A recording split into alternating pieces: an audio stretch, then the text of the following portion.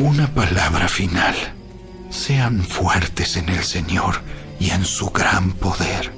Pónganse toda la armadura de Dios para poder mantenerse firmes contra todas las estrategias del diablo. Pues no luchamos contra enemigos de carne y hueso, sino contra gobernadores malignos y autoridades del mundo invisible, contra fuerzas poderosas de este mundo tenebroso y contra espíritus malignos de los lugares celestiales. Por lo tanto, pónganse todas las piezas de la armadura de Dios para poder resistir al enemigo en el tiempo del mal. Así, después de la batalla, todavía seguirán de pie, firmes. Defiendan su posición, poniéndose el cinturón de la verdad y la coraza de la justicia de Dios.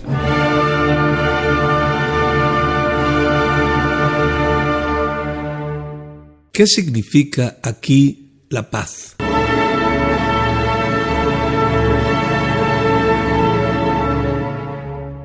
El Evangelio predicado y publicado efectúa la paz. Antes de completarse la paz entre Dios y el hombre, ambos deben ponerse de acuerdo en lo siguiente. Dios perdona y el pecador acepta y abraza la paz según los términos de Dios. ¿Cómo se logra esto? El corazón humano tiene una enemistad tan arraigada contra Dios que hace falta una fuerza como para arrancar montañas y llevar piedras de un lado a otro a fin de arrancar el corazón de ese terreno malvado. El Evangelio predicado es la herramienta poderosa de Dios para lograr esto.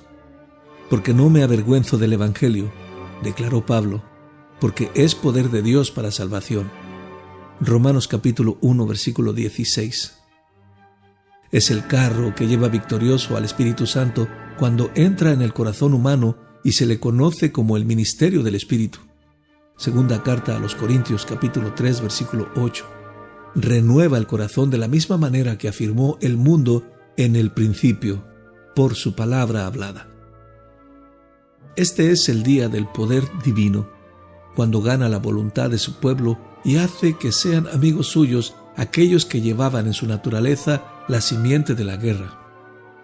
Poder inaudito.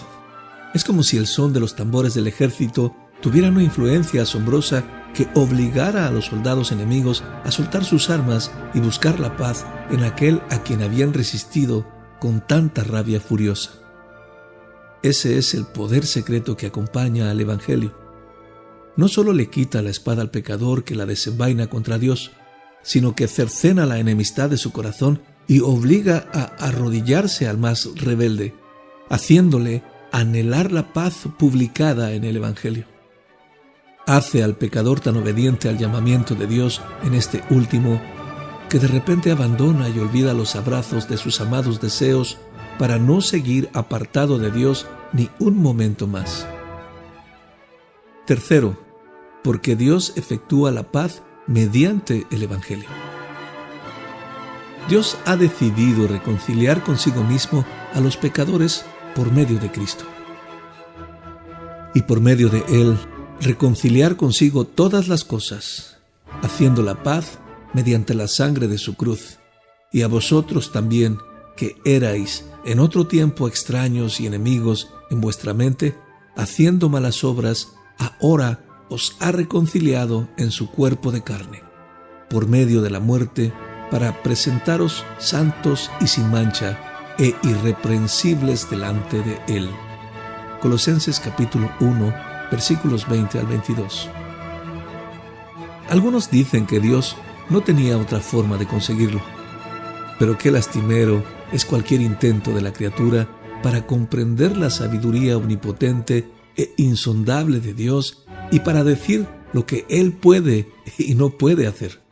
No obstante, podemos decir con toda reverencia para con la majestad celestial que Dios no podía encontrar mejor forma de exaltar su nombre glorioso y de comprar la paz del pecador que reconciliándolo consigo mismo por Cristo, el precioso pacificador.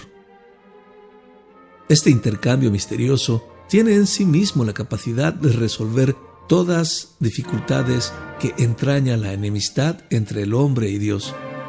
Y es más maravilloso aún que la obra divina de creación del mundo. Esta creación es tan perfecta y gloriosa que dice a toda criatura que Dios es su creador, conocimiento que avergüenza al ateo en su conciencia por no creer. Aún así, el plan de reconciliación excede a la creación del cielo y de la tierra, tanto como el reloj supera al cristal que lo cubre. Dios se propuso, al atraer así a los pecadores, hacer que tanto los ángeles como los santos admirasen el misterio de su sabiduría, poder y amor desde ahora y por toda la eternidad. Cuando por fin se encuentren los ángeles y los creyentes en el cielo, se les revelará toda la preciosa sabiduría de Dios. Entonces, veremos cómo se secaron los mares de incredulidad y se rompieron las peñas de imposibilidad por la gracia omnipotente de Dios, antes de poder afianzar la paz del pecador. Aprenderemos cómo el Padre obró para completarlo todo. Seguramente nos subiremos en la adoración de su profunda sabiduría, que puso los cimientos de toda esta paz según la ciencia eterna de su propia voluntad. Como el sol sobrepasa la fuerza de nuestra vida natural, la gloria de la paz divina irá más allá de nuestra capacidad para entenderla. Esta es la obra maestra que Dios trazó deliberadamente mediante su artesanía descomunal para embellecer el cielo. Cuando Cristo volvió al Padre, no se llevó ni corona, ni plata, ni oro de esta tierra. Por supuesto que algunos arriesgan su vida a diario por estas cosas, pero ¿cómo comparar las riquezas terrestres con el cielo? Las glorias terrenales no son más adecuadas para la gloria que los mendrugos del pordiosero para la mesa de un príncipe, ni que un abrigo remendado para un ajuar real. El Señor Jesucristo vino con un propósito muy superior a todo plan terrestre. Emprendió negociaciones de paz entre Dios y los rebeldes, justamente dignos de la venganza divina. Dios no conocía a nadie más digno que su propio Hijo para llevarlo a cabo. Jesús se quedó aquí hasta terminar el negocio de su Padre, y luego llevó el gozoso informe de su obra terminada al cielo. Permíteme ahora dar razones más detalladas de por qué Dios adoptó este método de reconciliación por medio del Evangelio. Dios manifiesta un odio perfecto al pecado y un amor perfecto hacia los pecadores. Nada demuestra tanto la misericordia como el perdón. Recibir a un pecador reconciliado en el cielo no es tan gran obra como reconciliarlo en primer lugar. Los términos son muy distintos, ya que hay muchas razones para esperar lo primero y ninguna para esto último. Cuando Dios lleva a cabo el acto de reconciliación, hace que el pecador vea su odio hacia el pecado en su rostro de amor. Y esto es necesario si consideramos lo difícil que resulta para nuestro corazón corrupto comprender la misericordia de Dios sin una reflexión avergonzada en cuanto a su santidad. Cuando Dios dijo, «Yo he callado», ¿a qué conclusión llegó el malvado acerca de él? La palabra de Dios responde, «Pensabas que de cierto sería yo como tú». Salmos capítulo 50, versículo 21. Esto es, «¿Creíste que yo tolero el pecado igual que tú?» Si un texto tan franco, referente a la misericordia divina, se interpreta para perjuicio de su santa naturaleza, ¿cuánto más abusará el pecador de la misericordia perdonadora de Dios? Algunos miran fijamente la verdad consoladora de la misericordia tanto tiempo que no están dispuestos a examinar ningún otro atributo de Dios. Al reconciliarse con los pecadores por medio de Cristo, Dios tiene maneras formidables para convencerles de su odio implacable al pecado. Es verdad que la Biblia dice que el pecado no encuentra favor alguno en el corazón de Dios. El pecado confirma el tormento de la conciencia culpable que persigue la paz y proclama la condenación de su prisionero. La palabra también describe los juicios ardientes de este mundo, y el horno que se calienta en la eternidad para los incrédulos muestra cuán furioso está el corazón de Dios contra el pecado de ellos. Todo esto es muy convincente, pero cuando vemos cómo el Padre clava el cuchillo mortal de su ira en el corazón de Jesús en medio del dolor y de las súplicas mismas de éste, vaciando la vida de su cuerpo, ello revela el odio divino hacia el pecado más que todos los gritos de tormento del infierno. Las espaldas de toda la población condenada en el infierno no son lo bastante anchas para llevar todo el peso de la ira de Dios a la vez, porque ésta es infinita y ellos finitos. Y si esto fuera posible, no estarían retorciéndose aún en esa lúgubre prisión por no pagar. Pero mira a aquel que cargó con la maldición total por el pecado. Los sufrimientos de los pecadores condenados son infinitamente extensivos por eternos, pero los de Cristo fueron infinitamente intensivos. Él pagó de una vez lo que ellos estarían pagando eternamente sin acabar jamás. Toda la maldición del pecado se unió en Jesús. Como todo arroyo corre hacia el mar, se juntó en él la paga completa de pecado y muerte. El castigo de nuestra paz fue sobre él. Yahweh cargó en él el pecado de todos nosotros. Isaías capítulo 53. Ve más allá y considera el amor indescriptible de Dios por su amado Hijo mientras lo ve entrar, solo, en el escenario de aquella tragedia sangrienta. Quédate quieto ahí y reconoce el precio doloroso que tanto Dios como su Hijo pagaron para que fueras uno con Él.